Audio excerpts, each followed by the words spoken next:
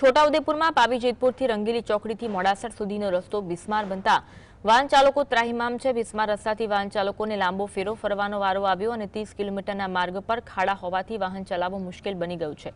તંત્ર દ્વારા આપવામાં આવેલું ડાયવર્ઝન સંપૂર્ણપણે બિસ્માર બની ગયું છે। આ માર્ગ પર પડેલા ખાડાઓને કારણે અકસ્માતના બનાવો પણ બની રહ્યા છે, ત્યારે તંત્ર ઝડપથી બિસ્માર રસ્તાનું સમારકામ કરાવે તેવી માંગ ઉઠી છે।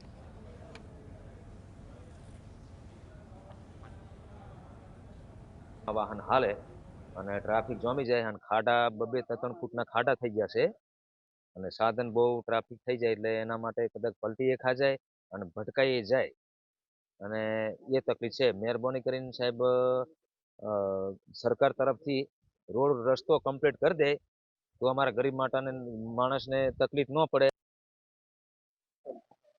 પાવી જેતપુર જે વનકુટીર ચોકડી છે ત્યાંથી મોડાસર તરફ જતો રસ્તો આજની તારીખમાં ખૂબ જ ખરાબ હાલતમાં છે, જેનાથી નાના વાહનો વાળાને ખૂબ નુકસાન થાય છે। રસ્તામાં ઘણી બધી ગાડીઓના ટાયરો ફૂટી ગયા છે અને ખેડૂતોને કે ગમે તે સામાન્ય પ્રજાને પણ ખૂબ મુશ્કેલી પડી રહી છે।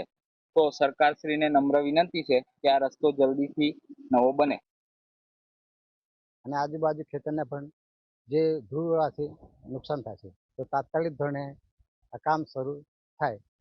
ચલાવવા બહુ મુશ્કેલી પડે છે, ખાડા હોય તો એટલે ભારે વાહન જાય એટલે નાનો વાહનને